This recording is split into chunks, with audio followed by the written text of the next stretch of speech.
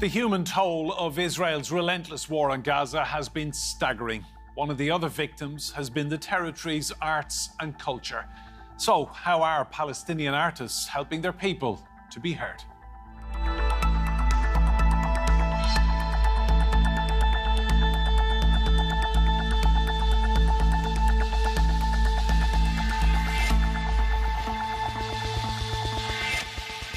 Hello and welcome to Roundtable. I'm Enda Brady. Now, Gaza had a vibrant community of artists before Israel's latest military campaign. It thrived despite years of blockades. But the war has killed many of its most talented creators. So, can Gaza's art scene ever recover? We spoke to one Palestinian artist about the war and the challenges it has created. Hello, my name is Samia Halaby. I am 24 years old, an artist based and raised in Gaza City. Sadly, I've been displaced for more than 7 months to the war. And currently, I'm counting my 5th month of waiting to get back again to my house back in the north of Gaza Strip. Right now, I am currently in Cairo City in Egypt. And last time I heard anything about Gaza Strip, I was 2 weeks ago in Rafah city. The reason why I didn't even start doing art was way before even when the war started and all, that many activists even began. And right now, obviously, we all know that there is a before and after, literally everything. Mentioning that before the war, I didn't even like that idea of even talking about us being victimized here and there in every part of Gaza Strip. The war, I kind of had, that sense of anger because I remember that I hated talking about wars and so on before or doing, that easy way, let's say, to show my art more throughout the artistic community. And somehow I felt that during the war that I wanted to get back again, rather to that sorcery, that I wanted to express more what I'm feeling during the war. I was angry, I was sad. There was whole of new mixed emotions driven in my soul. I did something called, or rather I called it diaries of war, even though I also hated doing diaries. I felt that I need to write everything I feel and everything I see down in that sketchbook. Mentioning that, like I told you at the beginning, that I've been displaced for more than 7 times. In Khan Yunis, I was displaced 2 times, seen lots of horrendous stuff that I can't even imagine that myself would see. And in Rafah, maybe for 4 or 5 times, even saved from death twice.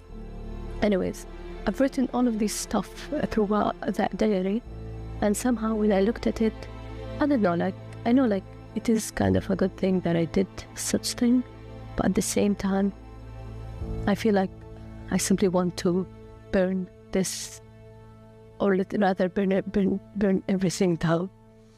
Well, let's meet our guests. Joining us from Woodbridge in Connecticut in the United States is Faisal Saleh. He is Executive Director of the Palestine Museum, US. In New York is Samia Halaby. She is a Palestinian-American visual artist and activist. In Ramallah, in the occupied West Bank, we have Riham Issa. She is a performance artist and theatre maker. And in Istanbul is Hadil Al-Safadi. She's a Palestinian artist from Gaza. And I'll come to you first, Hadil. Gaza has had a thriving art scene for many, many years. Just talk me through how you felt over the last 6 months, seeing all of the destruction and everything that has happened to your friends, the community, and all that incredible art. Well, I'm very sure that we have all felt it equally the same, and Palestinians from Gaza more than the others, of course. I've seen the destruction of our house in Gaza. My aunt's house, my uncles, all of our families, most of them are now homeless. The ones who are stayed in the north, they're starving, and the ones who migrated to the west, to to the east, the west. They are also living in tents and starving also in the cold. So seeing all that destruction has been very heavy on our hearts, and it's driving us now more than ever to continue with the resistance and continue towards the liberation with every possible way that we can, everyone using the tools that they have.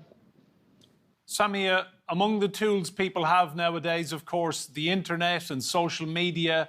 We're seeing a lot of Palestinian art being shared and celebrated online and being brought to a global audience. Yes, that's true. It's a wonderful event, a wonderful new development, and reveals the incredible visual capacities of the Palestinians and Arabs in general as well. We are a very visual people. I think especially of the amazing embroidery of Palestinian women who live in villages and the incredible taste of the city women. Now that we've celebrated International Women's Day, it's nice to remember the women. Yes, so I think it's a great development. And here I'm urging any contact I have with the press to focus on the loss of culture, on the loss of studios in Gaza. The Palestine Museum in the West Bank has done a very special, large exhibition of works by Gaza painters. So it is a wonderful development, something new, and I appreciate it. Riham, the one thing that shines through for me as an Irish person seeing Palestinian art everywhere, any Irish account I go on lately, anytime I go on Instagram, for example, I'm seeing Palestinian art. And the one thing that shines through is the colour, the emotion and the beauty of the work that Palestinian artists put together. Yes, I think it has always been like this, but now it's just more visible to the world. Palestinian artists, like from visual artists, performance artists, filmmakers, they always expressed in different colors and in different means, I would say. And also there is a movement that is always in development. But I think now, since the October 7th, of course, and the amount of atrocities that we are facing these days, it's just a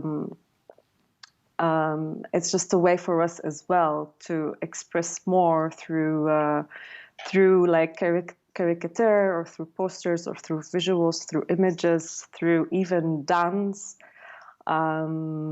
There is a lot of work happening in Gaza right now, which I am really impressed, and I cannot really imagine the situation that they are in, but they are still painting and drawing every day. I think it's kind of an archive of their daily life there, which is very hard. Yeah. Faisal, I want to hear your story about what happened when you applied to have an exhibition at the Venice Biennale. It was rejected. Just tell us the story of what happened to you next and how you felt. Sure. Just as a background, we had participated in the Biennale 2022 as a collateral event. And subsequent to that, we applied for the architectural event the following year, and we got rejected for that. And this year, we also applied one more time for the Biennale, the 60th Biennale. And we also got rejected one more time. We are always trying to understand why we got rejected, but the Biennale doesn't tell you anything. They send you like a very short letter telling you were not selected. So, I mean, that leaves us just to guess as to why we were not selected. Possibly because our theme is an industrial strength Palestinian exhibit theme that focuses on the occupation, the apartheid, and the conditions that Palestinians live under for the past 56 years of occupation in the West Bank and Gaza. So following that, we really didn't really like that rejection. And also at the same time, we noticed that the Ben Ali accepted another project related to Palestine, but was not submitted and led by Palestinians. And that project appeared to be kind of a watered down exhibit that is not as hard on Israel as our project is. And it was led by someone who is not Palestinian, someone from Germany with intimate family ties to Israel and IDF and things like that. So we were shocked to see that. And we initiated a petition asking the Ben Ali to reconsider, and we had over 22,000 people that have signed the petition from 124 countries around the world. And we don't expect the Ben Ali to change its mind. As we've come to learn recently more about how the Ben Ali works, the Ben Ali is an instrument of the Italian government, and it's really managed under supervision from the Italian government. Recently, the Minister of Culture of Italy had made it clear that Italy will not shut down the Israeli pavilion in response to demand by some 20,000 artists from around the world who demanded that Italy close down the pavilion. And he further said that Israel has the right to express itself in art any way it wants, and even went further to say that it has a duty to show how Israel and its people are witnessing what is being done to them. I mean, this Minister of Culture must live on another planet, not the same planet we're living on. Faisal, thank you. Hadil, what kind of message does that send to the world that Palestinian art is not welcome in Venice and that there's government orchestration of this decision-making? I mean, it's very, very strange, isn't it? It's very strange, but also at the same time, we've been facing these issues for as long as I can remember.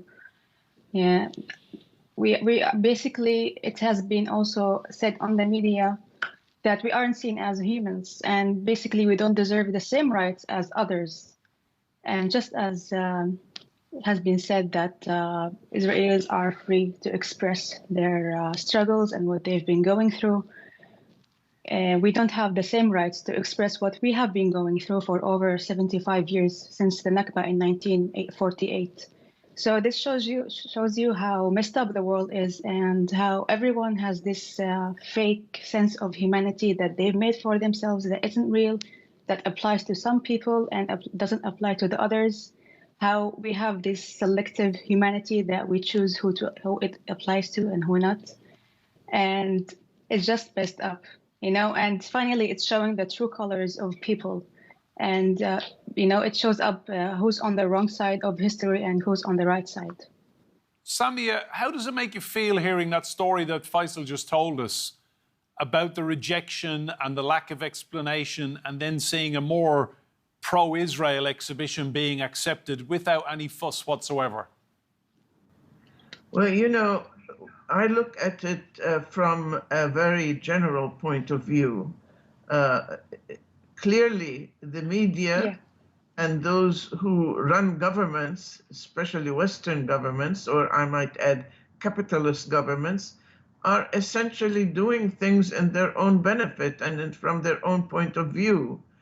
And present company accepted, of course, the media has been very cruel to us, and it is doing that because they're favoring the interest of those who rule, those who own the guns and the armies. And this is why we need self-defense. It is our right to have, not only to have return to our homes, to have self-determination, but also to defend ourselves. And one way we defend ourselves is by presenting our own discourse and not always just responding to what accusations they throw at us. And in our own discourse, I want to make clear that the causation behind rejection is that they cannot afford to have Palestinians be in a visible leading role as role models for their youth. So we have to see it clearly as we and them. It is not, we are not part of them, even if we are on a human level, a part of, say, the American population, the working class. People everywhere on the popular level are with us and glad to present us in the best light possible. So when we are arguing with their institutions, we should not be delusive. We should understand who we're talking to and why we're talking to them and what we demand, and stand up for ourselves. Yes, Palestinians and Arabs make great art, and the art of the Intifada is one of the international movements of the 20th century that brings a very incredibly interesting ideas to the mix of revolutionary art during the 20th century, that starting with the Soviet Revolution and constructivism, moving on to the Mexican mural movement, and then the American abstract expressionists. And then we can talk within that context about the art of Palestine, the Intifada, and the art of resistance, and the beauty of artists who direct their message to their own people, not to the Western world. So from that point of view, I view it also, yes, maybe it also relates to my own experience being rejected by a university in which I was an alumna and where I was a professor. And after thinking of all the reasons they have, I understood clearly that they cannot afford to have a Palestinian who has internationally contributed to human civilization by many people's consideration and recognition, be a role model. Samia, you mentioned who owns the bombs and the bullets. I want to read to you a statement from an Irish group who this week found out that a festival they were invited to perform at in the United States was sponsored partly by the US military. It's an Irish rap group from the town of Belfast, and they're called Kneecap, and they've decided that they will not be performing at this festival. I'm going to read the statement. They've said, "It is done in solidarity with the people of Palestine and to highlight the unacceptable deep links this festival has to weapons companies and the US military, who at this very moment are enabling a genocide and famine against a trapped population." So that group from Ireland deciding not to travel to the United States. Riham, would you like to see more solidarity from other artists, musicians, painters, writers, poets, more people coming out and saying, I stand with Palestine? Yes, of course. First, I really want to acknowledge all the work that that has been done as well from my fellow artists, like Samia Halaby is a big movement that we are all inspired by as artists here in Palestine, also everywhere. So I want to salute you for all your work, and also it's really a shame that your work has been banned as well, and so many artists has been being silenced, I think. And I think I do agree to that idea that there is this way of our work that could show that resistance, that art for liberation and art for movement people, for moving audiences. I think there is many layers to our work that just shows our narratives, shows our discourse, shows our views. And it's something that governments, the colonial mentality, want to shut it down. Of course, we want more solidarity, and I think the people are with us. And I have friends all over the world who keep sending me messages of like what we can do.